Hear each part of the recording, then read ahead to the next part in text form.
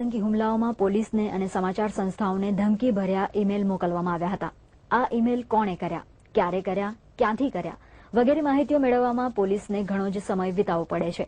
જો કે આ સમસ્યાનું સમાધાન રાજકોટની એક આઈટી કંપનીએ શોધી કાઢ્યું છે। આ કંપનીએ એક ખાસ પ્રકારનું સોફ્ટવેર તૈયાર કર્યું છે। જોઈએ એક અહેવાલ।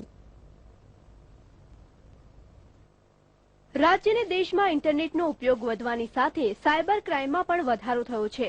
મુંબઈ પર થયેલા આતંકી હુમલા પહેલા રાજકોટના એક સાયબર કાફે પરથી ધમકી ભર્યો ઈમેલ થયો હતો। જો કે આ ઈમેલ કોણે કર્યો તે અંગે પોલીસ હજુ પણ તપાસ કરી રહી છે। આવી પ્રવૃત્તિઓ અટકાવવા રાજકોટની મલ્ટીકોન કંપનીએ ખાસ પ્રકારનો સોફ્ટવેર બનાવ્યો છે, જેથી હવેથી સાયબર કાફે પર બેઠેલા લોકો કઈ વેબસાઇટ જોઈ રહ્યા છે કે કોને ઈમેલ કરી રહ્યા છે તેની સંપૂર્ણ જાણકારી મેળવી શકાય છે। लॉगिन क्यारे क्या काफे में लॉगिन थयो छे एना आईडी प्रूफ डिटेल्स एना कॉन्टेक्ट डिटेल्स एना एड्रेस डिटेल्स बधी माहिती मળી શકે।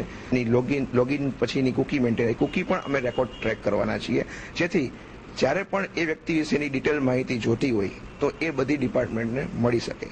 રાજકોટના સાયબર કાફે પરથી થયેલા ધમકી ભર્યા ઈમેલ બાદ સાયબર કાફે સંચાલકોમાં ડર વ્યાપી ગયો હતો અને કાફે માટેના અઘરા નિયમો તેમની પરેશાનીમાં વધારો કરતા હતા।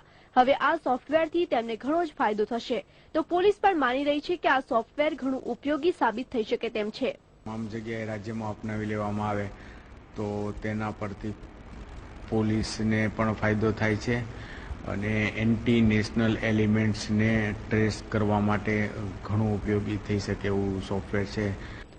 આમ આ સોફ્ટવેર સાયબર કાફેના સંચાલકો માટે રાહતરૂપ બની રહેશે, તો બીજી તરફ દેશ વિરોધી પ્રવૃત્તિ કરનારાઓ માટે ખતરનાક બની રહેશે।